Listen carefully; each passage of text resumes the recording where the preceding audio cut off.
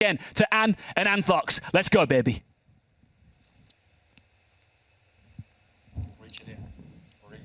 Reach it in. Reach it in. Yes, but make sure that your mic is on as well. Exactly. It's beginner mistakes, right? Like, we don't have this fancy gear in Benelux. You know, we don't have a mute button. I must say it's pretty fancy. Our producer, like, mutes us and unmutes us. Whenever we bully him, he mutes us. And here, they're very nice. They give us the power ourselves, and you shouldn't give me power because then I mess up. I mean, yeah, we're going to see what's going to happen on the second map. Do you think that this might be a potential 2-0 for Totem, and that Totem moves on into the upper bracket? You know, Ian never asked us for our predictions, and I don't think they gave predictions for this map either. And I don't think they know that we got the prediction wrong. We got it right. We got it right. Yeah, okay, yeah. Let's not say it before they might be back in the green room and they might hear us talk about it. Exactly. They're still walking there. Who's also walking is the players of Mkers and Totem. They're walking to Russia. We're going to Cafe Dostoyevsky. And it is Mkers who gets to start on attack. Yeah, it's their map pick, so you give the other team the site that they want to start on. They decide what site they want to start on, a lot of sites in one sentence. And I mean, it makes sense to start on the fence, so Reply Totem starts on the fence, which gives them the first attack in ban as well. They decide to ban the sledge, and that is a very, very interesting one. We know that Cafe has a lot of opportunities for vertical play, especially when you're defending kitchen, and we did see Mkers, and definitely Lalo, play a lot of sledge. Also, the nades in that hand. And now Mkers tries to throw another spicy ban into the mix. First, we've got the sledge. Now we've got the Twitch. That means that the Thatcher is open in play. That's something that we don't see a lot happening at all. Now the Twitch is banned. Now we do see a Jaeger ban. That's something that we did see happening last game as well. Also from Mkers, so more potential from nades. But hey, Sledge is banned, so one less operator with those nades. And then we have Reply Totem finishing up with the last one. That's a Valkyrie. Makes a lot of sense on a map like Cafe, because there's a lot of things that you can throw cams outside. A lot of cluttery where you can just hide the cameras in on any of these bomb sites. So a lot less of the information. Neither of the teams really relied on the Valkyrie last map. None of them really played the Valkyrie. But they have to find other ways to gather that sort of information on where the attackers are. Definitely. Playing a Maestro, for example, right now could be potentially strong. Of course, you have to deal with those Thatcher EMP grenades, but there's no Twitch in play to get rid of those Maestro camps. Of course, you do have a Sophia that is still able to get rid of it, and Iana with a Gong 6. So a lot of utility to get rid of potential Maestro camps, but you know, sometimes bringing a Maestro here, especially on a map as Cafe, can be quite detrimental. I like to see the Nomad, because we do see Mkers when they actually ban some operators, because they not always ban operators, but they sometimes ban the Nomad. Maybe like scared over, like they want to have the freedom to be able to roam around, but now they're starting on attack, they're bringing that Nomad. I like to see that, because there are 2 or 3 staircases where you can at least reach the middle floor, and then 2 that lead towards this top floor as well. So kind of easy to just set the flanks off with that Nomad, with the airships. You don't have to worry as much about it anymore as you would with just some players holding those stairs. And we do see the Buck. The Buck was banned last game, and now the only option really to get some kind of verticality going on. I mean, you have potential soft breach gadgets, you have a potential Sophia, but that utility is so costful that you want to use it for other things, like the castle barricades on the windows here, potential shields coming out from Mowgli, for example. So you want to use it to utility for other things, so I do like to see the Buck being played now. Yeah, what I like about Mkers right here is that they are kind of trying to unleash Akwi here by allowing him to play that Ashe, an operator that we used to see a lot until certain changes happened, and then we saw her sporadically, and you know, seeing her being brought here by a player such as Akwi, it makes my heart beat faster. One thing that's interesting is, I think, if you ban the Jaeger, you might want to make full potential of those nades, possibly. They're not doing that. They're bringing in mostly flashes and some soft breach gadgets in as well and everything. There is a Bomai on the other side, so that should be holding back some of that utility as well. However, we see a key underneath, potentially trying to get rid of a mute jammer onto that red wall as the players are trying to open that up, but it's Mowgli to find the opening kill onto Gemini. I said I'd like to see the Nomad being played, however, there is no Nomad in play anymore. Not so sure how many of the air jabs she actually set up. I think she set up 1 around the red stairs for sure, but Mowgli's in a very interesting position, in the middle of Cigar, in the middle of Piano, with a shield to protect him a little bit from some of those windows, but there's still a lot of potentials to peek him. Akwi, with that S-charge, gets the shield, and beautiful teamwork coming coming out from the side of Mkers, and so they are able to get rid of the smoke into Piano here. That should give them some opportunity to take Piano, but a really, really good teamwork coming from their side. Yeah, as Demo was saying, we saw an unorthodox setup from Mkers on Oregon. We're seeing an unorthodox setup from Totem here on Cafe. I really like that shield there, but it was countered perfectly to the T. A little bit of a, hey, let me come through. Okay, I'm not gonna let you come through situation right there. We're cuddling. Exactly. Don't you just like some good cuddles from your teammates now and then? Wholesome siege. Exactly. I like it. It is Akwi that's going for a not so wholesome offense right here. He's in a bit of a pickle, and Linko says, you know what, I like pickles, let me eat that. Linko with a double kill here, gets Akwi and gets Kairo off the board, and it's a 2 versus 4 situation. It is in the advantage of Reply Totem, and the clock is also in the advantage of Reply Totem, because only 45 seconds are remaining. Yeah, I like the angle that Lolo's using here, but that's fire off a lot of bullets and gets spotted on that position as well, so we know he has to reposition a little bit. He's scared of a player potentially around the Maestro bar as well, but it's Neox behind this short bar, the mini bar here, holding lots of beautiful lines aside, gets that kill onto the Hibana, so we do see Lolo in a 1v4, 1v3 technically, as we do see Aizen being downed, but there are so many angles that he needs to check, a lot of soft walls and a lot of open lines aside that he needs to be able to check, and there is still a player around that Maestro self is very much worried about. So I'm pushing into Cigar Lounge, gets that kill there, but gets refragged quite immediately. So the first round for Reply Totem on the board.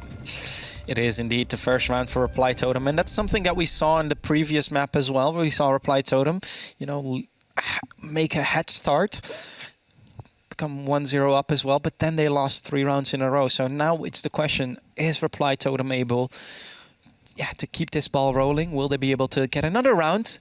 Or is it Mkers that will respond here? Good round here for Reply Totem.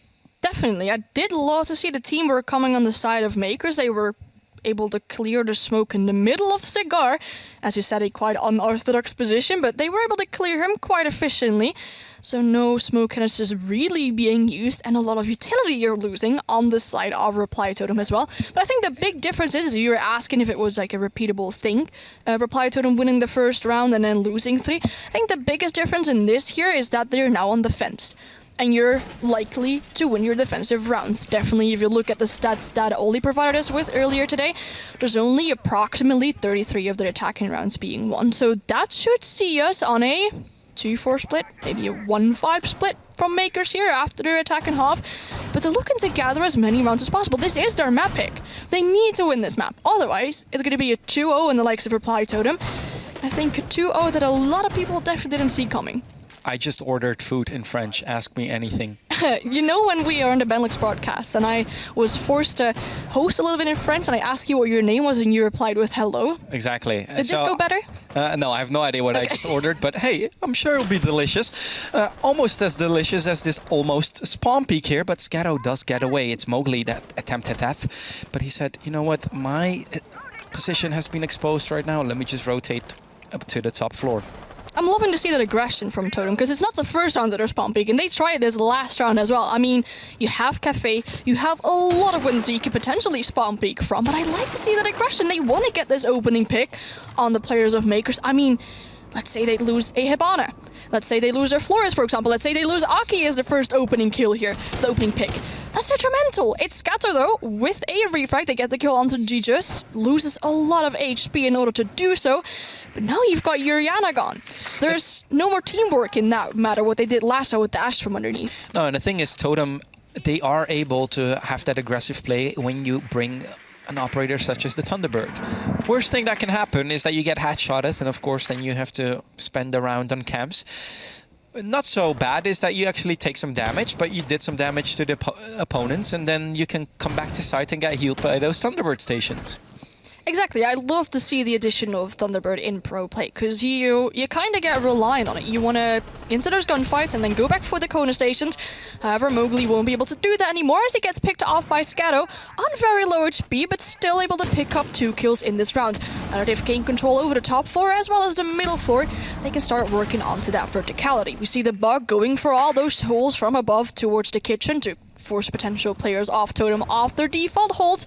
We still have a smoke in play, for example, who would like to get some safety around him so he could use that smoke grenades later on into the round. Also Gemini making sure with those Flores drones that he is able to clear the site, does not spot a lot of players onto the main site here. Yeah, barely makes it to the Banshee device, and that Banshee device will stay in play. But he did gather quite some intel indeed, and can say, hey guys, I don't think that there's that many people on site right over here. It is Totem after all playing a kind of like an offside strategy right here. They still do have the smoke here, and Linko has rotated back to site. So 35 seconds remaining here for Mkers. They do have the man advantage. As our dear friend Demo would say, are they going to use that advantage? That's the question. Yeah, that's 3 of the RC Retero charges by kind of being misused. They got some information with it, but they weren't able to clear the shield around VIP. I think the 4th one of those finally was able to clear. And Sasha has dropped the hatch in Freezer. There are some smoke grenades though, so there's some difficulty pushing onto the side, but he is on site. Neox gets the kill on the Sasha though, so that push is stopped. The diffuser dropped onto the side as well. Linko being able to pick up another one as well. So 2 players left in the hands of Mkers, and now they need to retake that diffuser. It's far into the side, but the time is up. Reply Totem is able to win another round. What I don't understand is the Hibana Sasha was walking onto site, and as he was walking up the site, he was being kind of stopped by one of the Banshees. I think we've already seen 2 Flores drones pass that position where there was a Banshee. Why was that Banshee not cleared? Because that was the sound cue for Totem, that they were going for an execute, and that's how they were able to stop that execute. So poor play there from Mkers. Very good play there from Reply Totem, with a little bit of luck maybe, because that Banshee was never cleared. I'm not so sure if it's luck. I like to see the initial take that Mkers did. They made the top floor clear, they made sure the middle floor is clear, start doing verticality and everything. But then they kind of rushed it. We saw Sasha drop the freezer hatch. And then if you have the diffuser, I mean, you want to be on site, you want to get the diffuser. But the nearest default plant spot is behind that bomb chassis. You want to have some cover from above, maybe someone around the double door. There was a Banshee around the double door still as well, so that would have been difficult for the players of Mkers. Still a lot of defenders of Totem also with those rotate holes around the red hallway. But Sasha dropped, walked to the side. There was a smoke grenade, smoke canister. There was a Banshee, which gives a lot of indication of Sasha actually pushing onto the side. Still, he proceeded to walk 5 meters behind the coffee machine to drop the diffuser there. Yeah. You're going to have to retake it, Exactly. as Mkers being, which unfortunately they couldn't. I mean, there was still a Banshee and everything on the wall. There was definitely time in favor of Reply Totem as well, because Definitely. this is one of the very first rounds that actually ended by the time being up. Exactly. It is Reply Totem that's up 2-0 right here, and that means that they've won 2 of their defensive sites, and they are forced to go to their kind of third cherry bomb site. It is the library hold that we see coming out right over here. Indeed, that Banshee forced Sasha to keep on walking, and that's how Sasha dropped that diffuser. Were that Banshee not there, they could have gone for an execute. Let's hope that Mkers does a little bit better on their drone game here and on their intel gathering, something that they've been doing quite well on Oregon, so I'm surprised to see this. We also saw it on the first map, right? On the first round. We saw that they did quite well with clearing that shield, for example. So they have those little bits of, oh my god, that was the best team play ever. And then they have some little things where, like, where is the team play, guys? Yeah, the beginning of the rounds go fairly well for Mkers. I mean, the team play is there to clear some utility, clear some roamers, but then in the end they just seem to like kind of bottle it. I mean, it doesn't go in their way. They don't have the perfect coverage to just walk onto the side. And now there are players above. There is a yellow ping coming out on this player and pillar here, so that's an easy kill for a key. There was still 2 players above here. Still some around the minibar and 1 person around Cocktail as well. So that should be an easy kill for Linko too. And now they've taken that top floor control back in their hands. Drone spotting out the position of Mowgli here, but we've seen Mowgli before. He's not scared of engaging into one of those gunfights. So that should mean that the players of Mkers have to clear the player on top white stairs as well. A lot of walls being open here, so that should be lead for some more rotations. But Linko also pushing up quite aggressively, gets the kill onto Hibana. Now they can't really breach anything anymore. No, Sasha hit his space bar there, or whatever his vault button is, and vaulted while he was being shot at. Slight bit of panic there. It is DJs that's down, but not out, and he can be picked up here by his teammate. So it's effectively still a 3 versus 3 situation.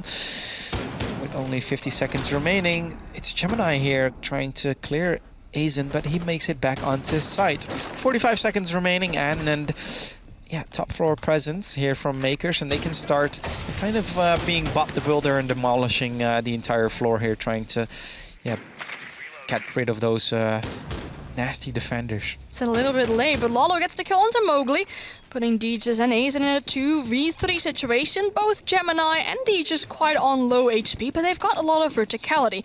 Gemini is going to have to drop, has a diffuser, but there's still one of those Banshees. So time definitely running out here, as well as Azen is still around mining. So definitely someone that they have to take into account. Deeges with a beautiful shot onto Lalo. That's a diffuser dropped, and Scatto picks up one onto Deeges.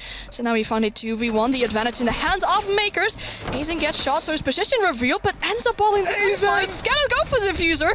Gets that last kill. The time was very limited. You would have said he would have gone for the diffuser, but picks up the last kill onto Melusi here. So the first attacking round in the hands of Mkers. It's crazy that Azen was able to rotate back to reading and now get picked up over there, but seems like he didn't know that the diffuser was coming down, and Scatto thought, okay, what? Wait a second, my teammate didn't really cover me. Azen is in the same room as me, so I have to get off that defuse and go for the frag. If Scatto did not do that, and Azen was a little bit more aware of his surroundings, he could have just won that round there for Reply Totem. It is 2-1 in the advantage still for Reply Totem, but Mkers makes a move back. It's okay to lose your third cherry bomb set. I mean, this also gives the opportunity for Reply Totem to go back to their initial pick of bomb sites. And even though they won that last time, I do like to see the switch on defender picks. They are now, they're bringing the Maestro. They're also bringing an Echo. Yep. And I think the thought process behind that one is we saw a lot of these rounds go into the very final seconds on the rounds. If you were able to keep that Echo alive until those very last seconds, you could be detrimental if they're trying to go for the defuse. We saw the players of Mkers do that before when they dropped the diffuser in sight, and on those final seconds of the very last round that we had. So if you're able to keep the Echo alive, have those Echo drones lingering around, you could potentially stop a diffuser from going off in those very final seconds where it matters most. Then you'll have to be able to keep him alive, and we did see initial good teamwork from Mkers coming out, trying to clear the person into piano, for example.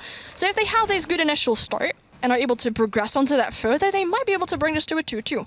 Definitely, and that would be very exciting to see that 2-2 indeed happen. However, I also find this very exciting because this kind of shows that Mkers is being put under large pressure. Akwi here gets the opening kill on Linko, and with that the Aruni is off the board, and also the top fragger on the side of Totem in this particular map. Luckily for Totem, it's not one of those two Intel operators. Speaking of Intel, one of those Intel gadgets is being cleared, being the Maestro cam. Was it a Maestro cam? I thought maybe it could have been a bulletproof. Could have been a bulletproof pack. Didn't see that well, so I shouldn't be making these assumptions. However, Aki drops the Gemini replicator and is able to gather some information on what is going on around top red stairs. The wall is also being opened up now, so they should get some pressure towards piano. There might be some players of Reply to him there they need to take care of. They need to push them out of there. And something that Mkers does really well here, and you just saw Akwi do that, is that they set up those flank drones already. I wouldn't say prematurely, because, you know, it's already good to do, because you can't set up your flank drone if you're dead. So that's a good habit here from Mkers, something that we just saw Akwi do. Yeah, we saw them make use of these flank drones a lot earlier as well. Something that Totem, for example, doesn't really do that well. Now Mowgli is in a lot of pressure as his shield is already being removed by those RCE Rotero charges. A lot less safe into the position that he was earlier, so has to go back towards Pixel to potentially hold back any kind of pressure that's coming into piano, but Mkers still find themselves onto that one-man player advantage. However, Aki goes down now, was on a slither of HP, but Ibana might be able to pick up the last play. The Maestro cam being cleared onto the minibar as well. That could have been detrimental for Aki here. So Gemini is able to push in, gets that kill onto Mowgli, and that is the Vamai gone as well. One player trying to re-peek onto Pixel here with a lot of bullets into the Elda. I think did a little shot onto Gemini, for example, and Gemini now gets downed and finished. So it's back to a 3-3 man count. Yeah, we see that the Maestro decided there to go for a peek because both of his Maestro cams have been cleared. 45 seconds remaining. Azen is probably going to try to go for a peek here. It does get droned out here, so he should try and keep himself safe in the bathroom. Scatto with a very nice rotate here. Very smart as well. He's playing on a little bit of an off angle right here. It's only the question remains, do they know that he's there? They don't, because he does get the kill on Neox. Aizen in a 1v3 clutch. Make that a 1v2 if he gets the first kill. He does have the intel here because the Echo drone is still up. Oh no, Aizen does get the kill, but it's Scatto with the refrag. Aizen was getting the intel there. Could have potentially stopped the defuse from going down there if you played a little bit more aggressive, but of course you don't just trust that, right? You don't just trust the yellow pinks. You always have to be careful of your surroundings, and because of that, I mean, you lost some time. The plant cover was definitely there. We had Scatto on the very off angle, on the mini bar around Heaven, just holding a potential push coming from Freezer. Something very interesting, though, is a smoke player with the FMG9. You don't see that too often. I know it sometimes brings like some frustration to people when they're spectating a smoke and they just all of a sudden whip out the FMG9 instead of a shotgun, but he does it again. So it's not an unintentional pick, it must have been something intentional. I mean, you could engage into gunfights a little bit easier if you have a main SMG or something like that. We did definitely see Aizen do that. He was being very aggressive and peeking left and right and center around Pixel. Maybe he was a little bit too slow going back towards that planting spot. You also have the Aruni, so like for potential rotates and shotgun holes, don't have to worry that much. And I mean, that's probably why Aizen gets to pick or play with the FMG9. And let's not forget that the Aruni died about 15-20 seconds into the round. Not sure what I feel about this here, Anne. A Reply Totem going for the almost same exact setup. At least the Maestro cams are in the same exact places. Those were cleared quite easily by Mkers here. So what do you think about that? I do love that they're so easy to clear with the Gon 6, for example. Definitely stopping that utility meta that we had a little while ago, and this makes it a lot easier to clear that. Also assisted by, for example, some Flores RCE Rotero charges. But they're bringing them Maestro again. I mean, his Maestro cams were cleared quite easily without that much of a hassle. They're still bringing him. I mean, he has a really good gun. Definitely, if you find yourself in a clutching situation, a lot of bullets where you can potentially get multiple kills with. But I don't think Teach's impact on the last round was that significant that it's gonna do something for them in this round as well. They're now spotting the position on the Echo. He's behind that Maestro bar. I mean, a quite default spot to be in, but I think a key is now forced or tasked to do something about that Echo there. Indicates that he might be around that Heaven window by shooting it open. But that brings a lot of pressure onto Echo, so he can't just relax and sit there on his Echo cams. Who is relaxed and sitting somewhere is the Aruni here. Linko is sitting behind the bar and has been droned out, so now has to rotate. Does so by opening the hatch room and going all the way to train. It's Gemini here clearing one of the two Maestro cams, and the other Maestro cam will probably be cleared shortly as well. And with that, no Maestro cams anymore in play. I think what Reply Totem might be trying to do here is just have as much as utility as they can have. They brought two shields, one in Pixel and one in Freezer. And you know, you only have 4 Flores drones, so you have to choose. Are we going to clear all the Maestro cams, or are we going to clear all the shields? But look at the amount of utility already being cleared. 2 Maestro cams gone, 1 of the shields gone. That's a lot of utility already being gone. Mowgli, though, with the opening kill onto Lalo, using that beautiful pixel angle here. That's Sophia gone off the board, so no utility on that side. However, they already got rid of a lot of things. Mowgli going for a reswing, even though he's very low on HP, indicating that he might still be around that pixel area. Gemini losing a little bit of HP as well, but Link, who's now in Freezer, has a shield to protect himself, has those lines of sight where he could peek from. Now Scatto might be going for a similar thing. A key downstairs with the nade could do a lot of damage to the Echo here. A lot of damage, I say, not enough to get the kill onto the Echo, though. Yeah, he gets away, and you know that might just have to do with the armor that he's running. It's Aizen here with the kill on Gemini with that FMG. Weapon that we don't see being played that often. It's Sasha, does some damage back on Mowgli. We see Scatto here going for the same rotate that he did in the earlier round, and that really worked for him. Sasha was on 0 kills prior to this. Scatto does get stopped in his tracks, and now it's a 2 versus 4 situation. Make that a 2 versus 3 situation when Sasha is able to get another kill. He needs to go for an ace clutch here. Linko says, no, sir, Sasha, I know you had 3 kills, but I'm not giving you 5. Exactly, now we found ourselves in a 2-3 round-wise on the defensive half of Reply Totem. Ideally for them, they would get a 2-4 out of this.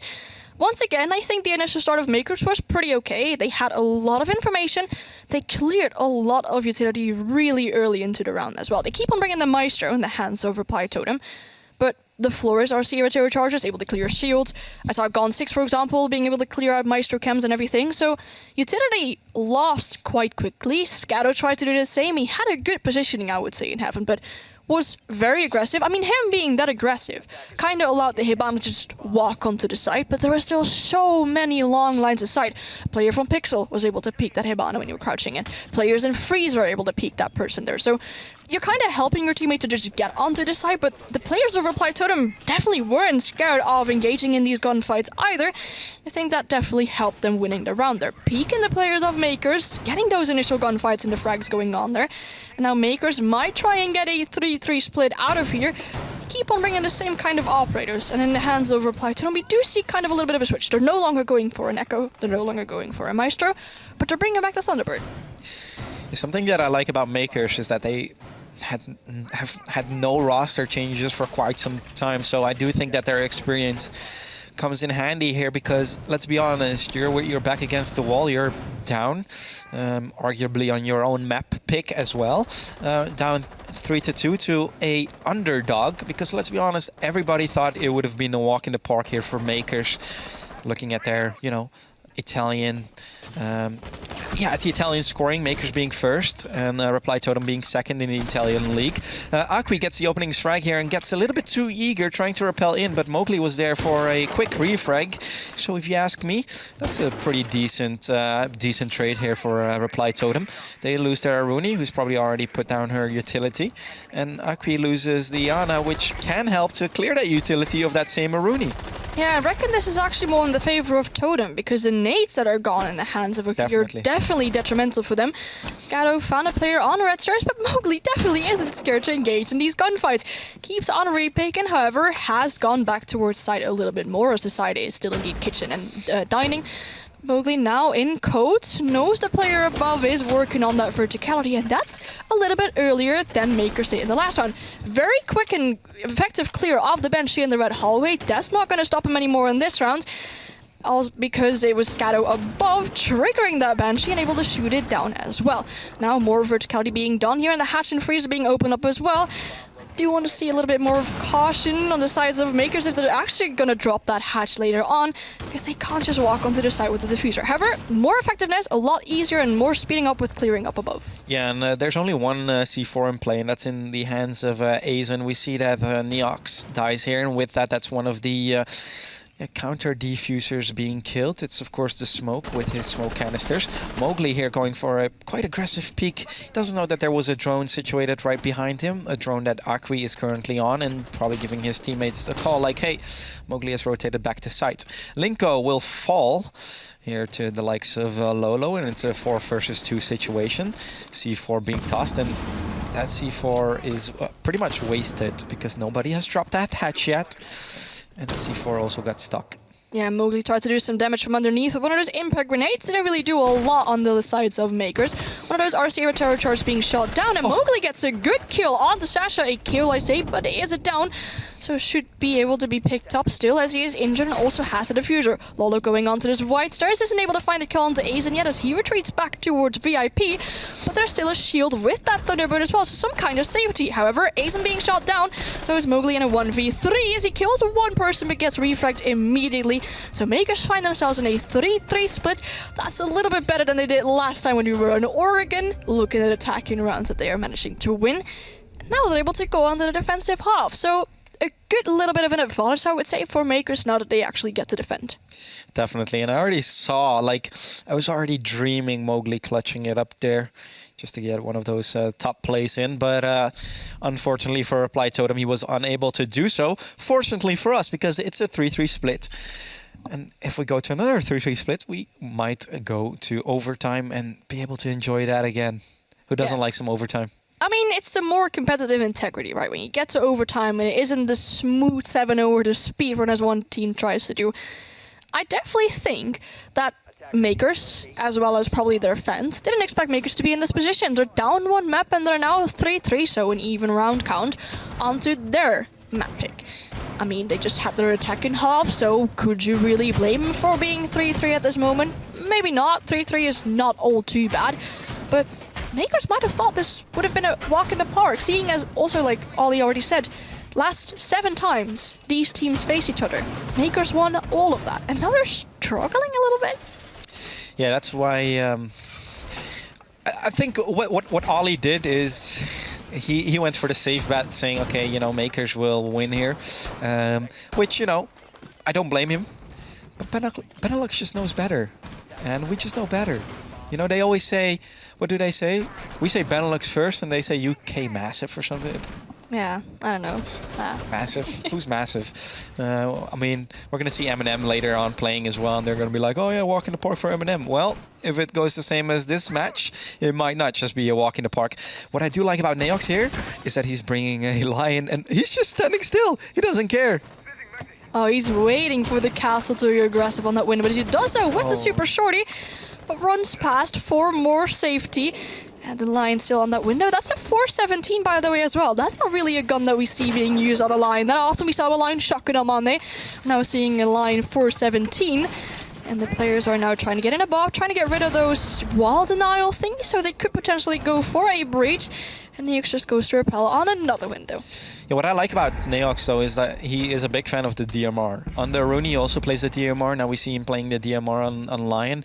So we know that Neox has good aim. I mean, you know, if you don't run a DMR, you can spray and pray pretty much. But Neox just trusts his own aim, and I like that he was staying calm right there. He had the castle next to the window, of course, and the castle was making noise, and Neox could have panicked and like start walking off. But the castle pretty much opened the window, didn't hear anything, was like, okay, then there's probably nobody there, and Neox almost was able to capture him alive.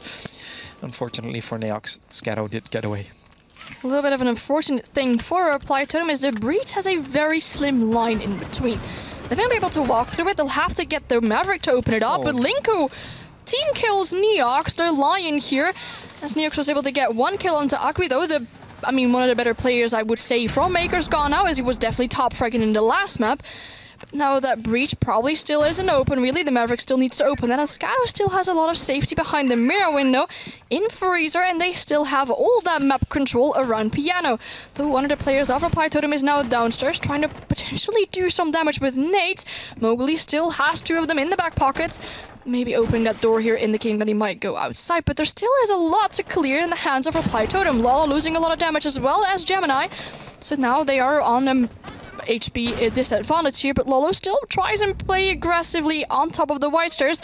And I see 4 still in hands of Gemini as well. Yeah, and with that he might be able to get the Hibana here, but the Hibana does anticipate that C4 and gets away quite alive. It's still a 4 versus 4 situation, but as you just said, and Lolo and Gemini on quite low HP, and you see that Lolo doesn't trust it. He's like, okay, which window do I have to look at, because I could be able to get sandwiched here. It's Totem that kind of is putting their money on these windows, and they are about to repel in. Mowgli dies. Everybody dies on the side of Totem. That really went downhill real quick. I like to see the initial turnaround that Reply Totem was doing, because they were trying to take that control around Piano. The breach was a little bit messed up, so they couldn't really easily get in there. They got run out on. There was a team kill, unfortunately. And then they also acknowledged that there was still a lot of control of those mirror windows in Freezer. So taking control over the Piano side when you have less utility, when you no longer have those line scans, that's going to be difficult. So I like how they went for those bar windows, and they did put a lot of pressure on the players of Mkers. There were 2 players on low HP, and you really saw them like sitting in corners and being a little bit scared. And then, like you said, everyone died all of a sudden of Reply Totem, so they ended up losing their gunfights, which now brings them in a 4-3 round disadvantage.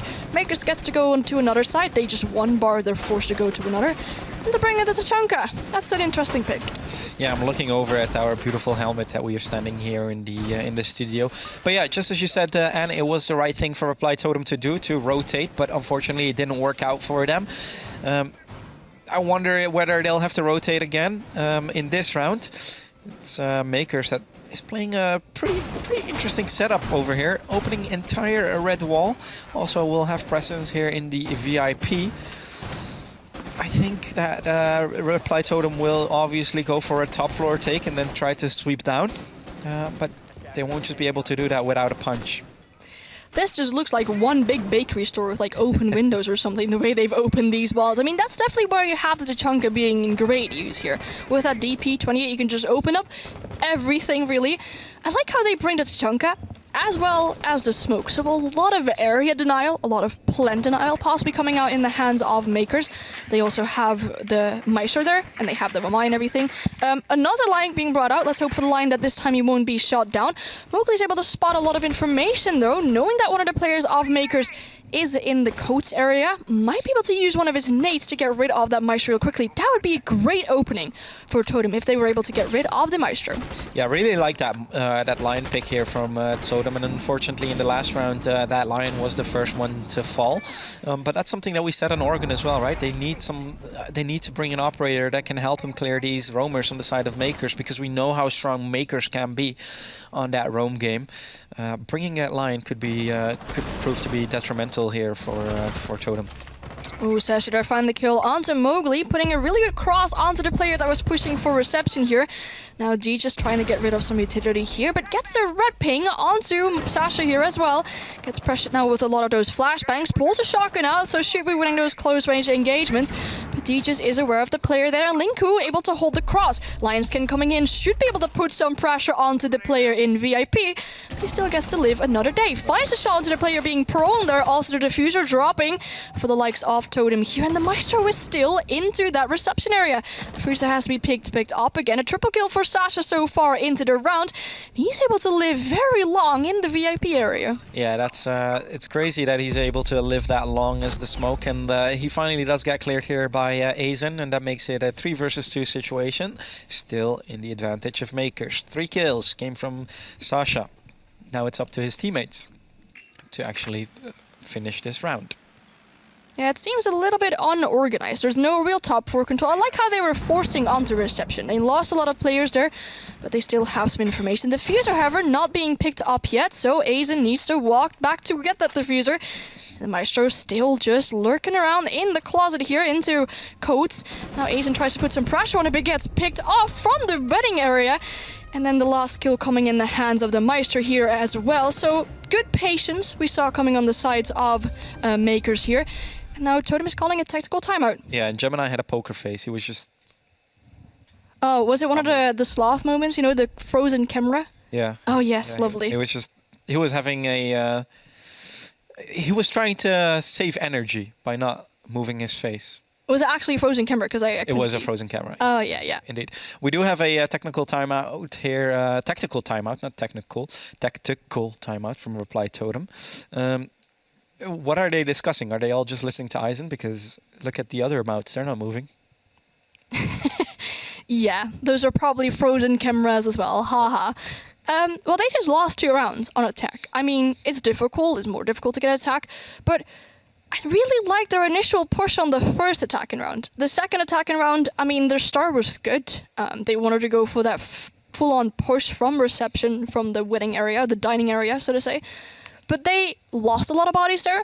I did like to see the line. You said you like to see the line as well. But when the line scan came out, when they had all the flashes on Sasha, who was just still sitting in VIP, there wasn't really a follow-up to get rid of Sasha there. He was flashed. He was line scanned. He couldn't move. I mean, he has a shotgun, so yes, you're going to be winning that close range engagement. But would you have swung him at 2 players at the same time, one person jumping in from reception and one player jumping in or walking in from white? You would have gotten the kill on the Sasha there. Probably. That would have stopped Mkers from again those 3 entry picks. Probably. And then they might have been able to push on further. I mean, they still had the Maestro in codes, but they were aware of the Maestro in codes. Yep. So that should have been an easy kill with, for example, Nate. It's just unfortunate that Sasha was able to live so long in VIP. Yeah, definitely unfortunate for Reply Totem, but a big compliment to Sasha that he was able to pull that off. I mean, those shots that he hit, they're not the easiest, right? I mean, try shooting from quite a distance with the SMG-11. That's not the easiest task to do. But if somebody can do it, it's Sasha, of course. What I do like here from Totem is that they now also bring a Finka. It's an operator that we saw quite a lot in the group stages being picked. And now we see the Finka being picked here by Totem as well. That in combination with a line could prove to be quite interesting. Also, since Mkers is not running a smoke over here. a direct counter to the Finka, of course. Yeah, and they're not running the Tachanka either, so not a lot of like area denial or push denial or plant denial coming out here. We do have the Maestro still, so if he's able to keep those Maestro Evil Eyes alive for long, then he might be able to stop a plant from happening. However, it hasn't really gotten to the point where Totem attempted to do a plan onto this side. They lost a lot of bodies earlier on. Looking like this side is a library here. They still have a big setup around mining going on. Even a mirror window to stop some players from going in there. But the initial push off Totem seems to be coming from that full-on top floor. Going for a full-on roam clear, even with Neox on the windows here. Trying to stop potential rotates back towards this side. So the initial push is looking good. They're going for a full-on top clear. They might be able to do some stuff vertically here. They don't really have a buck, Sledge is banned, so they don't really have a buck to get those vertical picks onto this side here. But there's a mirror window on top of White Stairs towards Freezer as well. So definitely a lot of things that they have to clear before they get that top floor control. Yeah, indeed. That's a good point that you make, that they don't really have that much soft breach. You know, they don't have a Sophia, they don't have an Ashe, and now they also don't have an Iana or a Maverick, so that's both sets of nades of the board as well. But you, of course, still have Juice, who has the nades and the Finka. It's not going that well here for Reply Totem. No, I think what Moog did was a very unfortunate peek. He tried to peek the player there, but lost the gunfight. Now there's still quite a few players of Mkers on top white. There's even someone around the bar area here. Flash is coming in. Still has a lot of these magnet devices, but it is Gijo's on the Finka. Trying to go for a sneaky rotate, finds the kill onto Lalo. Another one on the Maestro, and this is a really good looking thing for Totem. Gijo with a beautiful double kill. Very smart play to create a rotate there for himself to move around. But Aki is still in the bathroom here. Has that Surya gate to stop a player from pushing him, but loses the gunfight. Wasn't even looking in the direction of Linku, and Totem has completely turned this one around. 2 players on the side of Mkers remaining. No more C4s, as we see. One, for example, probably pre-placed as looking like. But now the players of Reply Totem have some time to go on their drones and see where those last players of Mkers are. If I would get €1 for every time that Reply Totem brings it back when being 2-man down, I'd be wearing a very fancy suit, I think. It is Reply Totem indeed bringing it back in a 3 versus 2 situation, 45 seconds remaining, and Mkers still have Sasha and Gemini, 2 very good players on their team, alive. It's up to them to stop the attack here from Reply Totem. Let's not forget that they do have indeed that Finka, and with that Finka you can now overheal and be overhealed kind of permanently until you get damage. Yeah, exactly. So that's definitely going to help Linku on this side here. Sasha kind of falling back just a little bit, but Linku is attempting to go for a plant. Red Ping's on his position though, but the players of Mkers not really attempting to do anything about it. Sasha getting injured, so Gemini finds himself in a 1v3 while being open, but what a flick by Neox as he was able to find the last kill onto Mira. The breach there, very unfortunate. You can't just walk past it, but a beautiful flick coming out from the line there. Yeah, and kind of what didn't help Mkers there is that they didn't have any plant denial anymore. They didn't have a smoke. They didn't have the C4 on the mirror anymore. I think they might have tossed that C4, but they missed their target. So it was indeed Mkers here that, yeah, kind of was put in a little bit of a difficult situation. Good frags there from Totem, bringing it back 5-3. To a 3-2 situation, and now it's a 5-4 score, still in the advantage of Mkers. Is it Reply Totem that's going to shift tides here, or do you think Mkers will still be able to close this? Oh, could potentially be. I loved this big brain play by Deegis here, just making a rotate for himself, picking up the kill. Onto the Vamai, onto the Maestro. Those are the kills you want to get. He was almost very close to picking up a triple kill there, but that definitely shakes up the defense so much. Aki not really noticing there's a player right behind him walking through a Surya gate and then just looking away as he's being killed there. That was a really good shake-up from Reply Totem. They didn't really have anything for soft breach, but the fact that Mkers had a Rooney, they had already prepared these soft lines aside from the upstairs to the middle floor for them. You saw the players of Totem obviously utilizing those lines aside as well. They were able to go onto the side. That breach onto this double wall in reading definitely helping them, because you saw the players of Mkers fall back. And I'm talking about the last round, but we're already in the middle of this round. Aki with the opening pick. Maestro spawn peeking, finds the kill onto Mowgli. That must hurt the Mantle a lot. Loses some of his HP though. Aizen also losing quite a lot of his HP as well, so he's probably walking right behind Mowgli here. And I shouldn't be talking about the last round 10 seconds into this round because, well, we're already in the middle of it with a lot of action going on. Spawn peek with the Maestro, you don't see that often. No, you just, like they say, the Ola goes brrrt, and it kept going brrrt because the Maestro wasn't going back to site. He's like, you know what, let's see if I might be able to get a second kill. It's Linko here going down. Wonder how that happened. How did that happen? He fell off the roof? He did fall off the roof. That is very unfortunate. Luckily, though, you have the Finka, so you're able to get some damage. And as with one of those recent updates, the Finka health doesn't deteriorate after time anymore, unless you're overhealed, of course. But if you lose some of your HP, you can get it back with Finka. You want to say something? Yeah, he's already at half HP, so they already used 2 of those Finka boosts. So almost like nothing happened, right? You lose half of your HP. That's it. Almost. You're still able to win some gunfights, and now with the nades of Finka, ooh, we saw the Maestro move last second. Just a little bit of more damage done to a key here, but he's still able to live another day. Aizen getting injured though, right outside the hell door. There might be a player of Mkers that is able to finish him up, but the Finka coming in play once again is able to pick up the Maverick here. Upside down repelled onto the top white window. Neox finds himself able to potentially do a lot of damage onto one of the rotating players. Yeah, Scatto is on the bottom floor here, and that might just become a problem here for example, Aizen, who's still here trying to nade. Scatto knows that a nade has just been tossed, and ooh, I feel like Aizen might know that Scatto is on the bottom floor. I don't see any of his teammates on cams, but the line scan already does enough. And Aizen says, you know what, let's just go for an aggressive push. Let's see if we can get a pick back. But it's Lolo that says, nah, you're not getting anything back, mate. Yeah, exactly. So Lalo's still on full HP, still able to challenge the top white here. Linko fights a fairly easy kill onto Gemini. That's Cicada off the board, but Linko is able to walk onto the side, which is, well, it is the side. I mean, they're trying to go for the freezer take.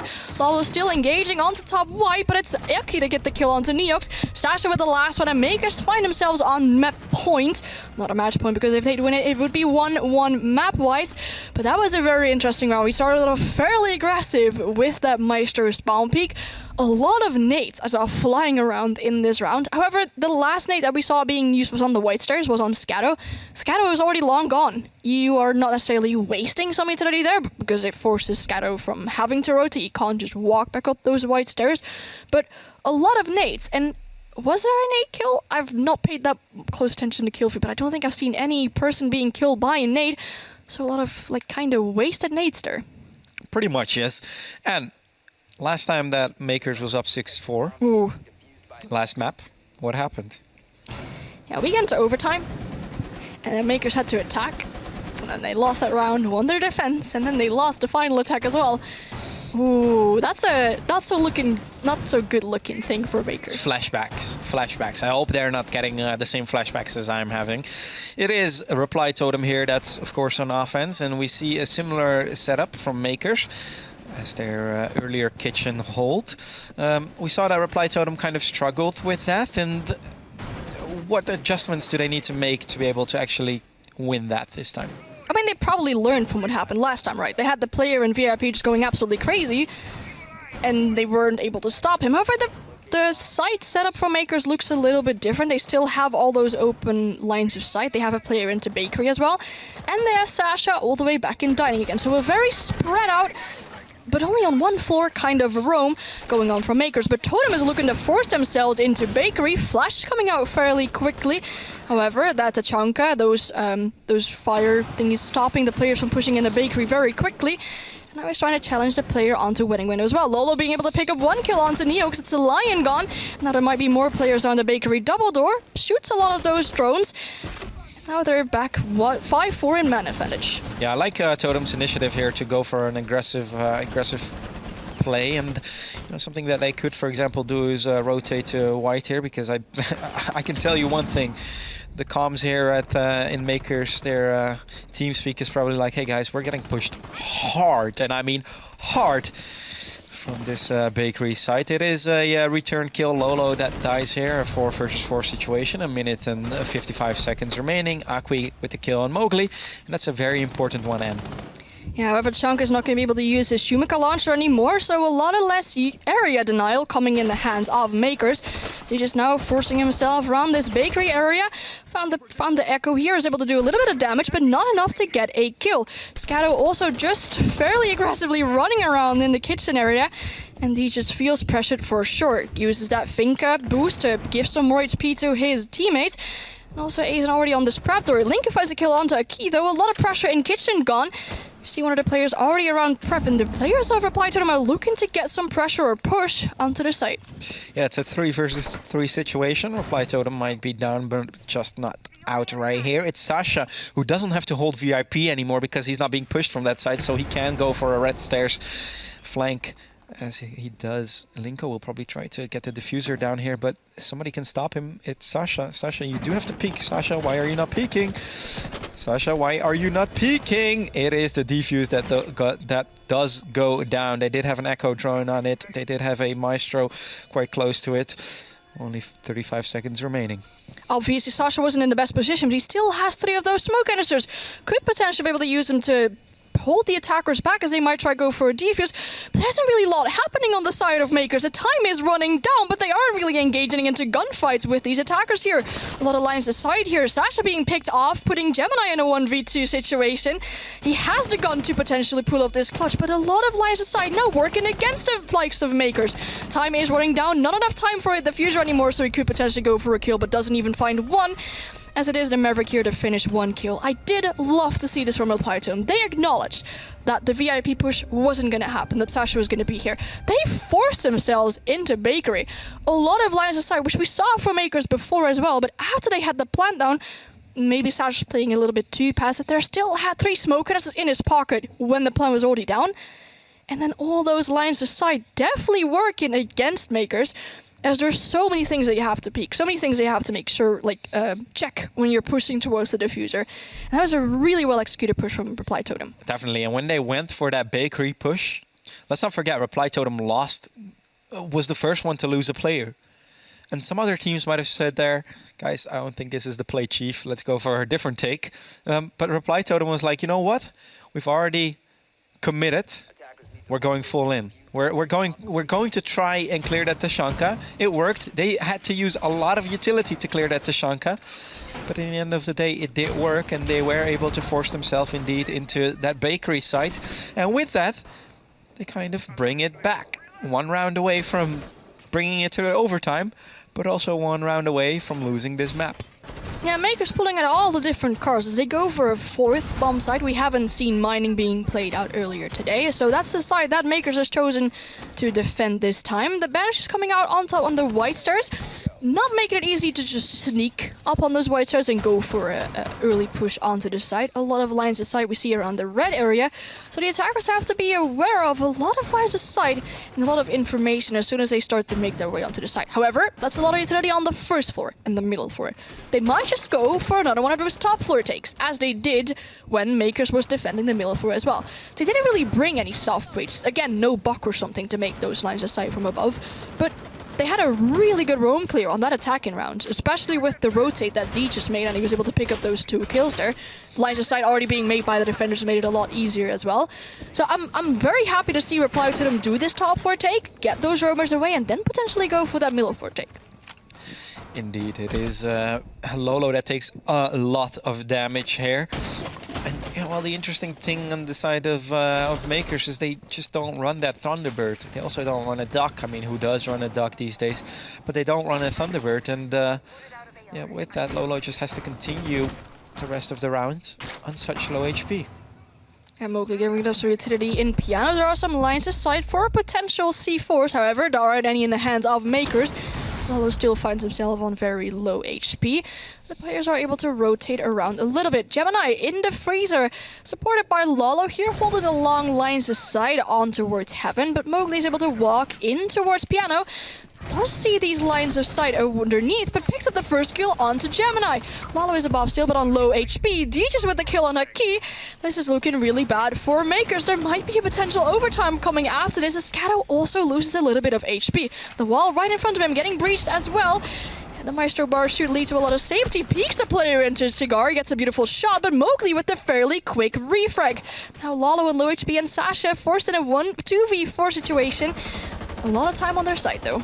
Definitely a lot of time on their side, and not a lot of HP on the side of Mkers here, with Lalo still on very low HP. How does he get away there? He doesn't. It is Lalo that gets the fall. Sasha is able to bring it back in a 1v3 situation. Has to clutch this. We haven't seen a big clutch yet, and we won't see a big clutch yet because it's Neox that makes it overtime.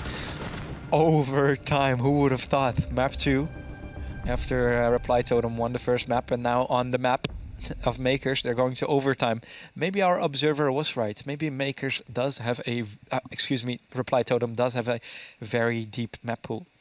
Yeah, exactly. I mean, we were talking about this in advance, and I think a lot of people said, this could be a very easy win for Mkers. We talked to our observer, Red, like he said, nah, there's definitely not going to be a 2-0. I mean, a 2-1 might be possible, but hey, this is looking like it could potentially even be a 2-0 for Reply Totem. If they end up winning 2 more rounds, they need 2 more rounds here, but they're forced to start on attack. I like this switch of the attackers, though. They're bringing the gridlock. That you're gonna be aware of someone flanking you right now as the defender's gonna step into those tracks. I mean, you can easily cover off those stairs. We saw Mkers bring out a Nomad, for example, right? The Nomad didn't really work because the Nomad got picked off quite early. But I do like to see this kind of flank watch because you'll be notified of a defender pushing up. I mean, they have to step through the tracks, take in their HP away, or they have to shoot them. And a lot of them, because if there's one track stringer, there's like 10 of those little patches out there which you have to shoot. Yeah, it is Reply Totem, indeed, they kind of know what the strengths are from Mkers, and one of the strengths of Mkers is that they have a good roam game, also a good flank game, and they are anticipating, just as you said, on that. First they bring the line, now they bring the gridlock. I mean, you know, soon enough, maybe the next round they'll bring a Nomad as well, maybe even a Jackal. Who knows? Yeah, it's a good thing to do. That's something very interesting, because both teams like to roam, not only on this map but also in Oregon. We have yet to see a single Jackal being brought out. I mean, yes, you have to be around where the defenders were before as well, but it is, if you think about roam clear anything, it's one of the easier thing top operators, or one of the operators that you would come to mind as first if you're thinking about roam clearance. However, it looks like once again Reply Totem find themselves on the roof. Scatter just putting up some utility here, but they still have these mirror windows facing the piano area. A lot of utility on that side. I saw a Casa barricade. I see a Surya gate on that Casa barricade, so you need to clear a lot of utility. Now Totem is investing into this piano take once again. You saw them try and rotate later on towards the windows when they were attacking this earlier. It might be a better idea to just attack those windows, but then don't really have the operators for that. Have they droned piano at all? That's the question, because it seems like they're not trying to deal with that mirror window, which is heavily protected, as you said. There's 2 Aruni gates and 2 castle barricades to clear before you can clear that Maestro window here. And without a Twitch in play, muted, banned by Mkers, of course, that mirror window is, you can deem it pretty safe. Yeah, exactly. Lol just able to stay alive long and able to toss around these magnets. He's using one of his alliance scans and is also finding himself on the Heaven Repel. Might be able to just cause havoc by jumping in this window, opens it, indicating that he might be there, but the players are also trying to force the mirror window from not being able to be used anymore. Aizen now on the hatch here, worried about a potential flank coming from underneath. He's got a lot of things covered off with that track singers though, but he just finds himself very close to the mirror window. They meleeed it, so not a lot of info coming out from Scatter anymore as he gets killed as well. Mowgli is already onto the side. Another mirror window that he might be cautious for. Definitely a good start on the side of Reply Totem. Yeah, amazing adaptation here by Reply Totem. They see that there is a mirror window. They use one of the smokes, actually both smoke grenades, to get rid of that mirror window, right? By meleeing it, they stop them from being able to watch it. There's a lot of kills going on right here, and it's Lolo in a 1v3 situation. Linko trying to get the defuse down, and is Reply Totem going to win this round? Yes, they are. Exactly, they are a really good cross cover for the diffuser going down in that moment. They had all these angles possibly covered. Ooh, if it would have been a second later that the player peeked that the diffuser might have been down. And you saw the player standing up, receiving a friendly headshot from his teammate that was holding the cover as well. But Reply Totem find themselves not only on map point, but only on match point. Of course, Mkers are gonna call a tactical timeout. I mean, they can't afford themselves to lose one more round, or they'll already be finding themselves in the lower bracket. I was going to say, look at their faces. They're very cool. Look at Gemini. He doesn't seem stressed, but it's still a frozen Gemini. Poor Gemini.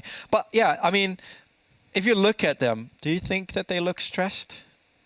They don't seem that stressed. I mean, looking at the mouths of the players, I think Gemini might be talking because all the other mouths seem shot. They don't seem that stressed, which is good, I think. I mean, we've seen Mkers in a lot of different games. We've seen them in invitationals. They know they can pull off games like this. They know they should be able to do so. And I think, I mean, definitely the fact that they have a defensive round now gives them an advantage to come back to at least a 7-7. But they're going to have to force that last attacking round out of there as well. The tactical timeout almost running out, so I hope they've talked about everything that they wanted to talk about. Talk about those final stretches, make sure everything is top and good enough to go through that final defensive round that they'll have on this map. It's their map pick. They want to win it. And if they don't, they're already in the lower bracket, and a team that a lot of people thought that was going to win this entire thing could be eliminated, not necessarily eliminated, but find themselves in the lower bracket after this round potentially. You know, I don't want to like already start looking towards that, but if Mkers does not make it out of Challenger League, if they don't make EUL, do you reckon it's time to make some changes? They've been together for so long. They've gone through a lot of things.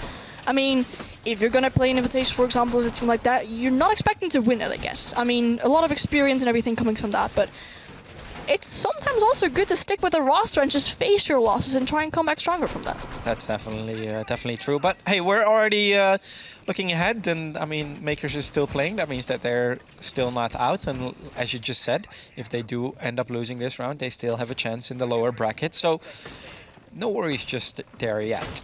It's Reply Totem who now gets to defend, and what I like about Mkers, they're like, you know what, your think has been working.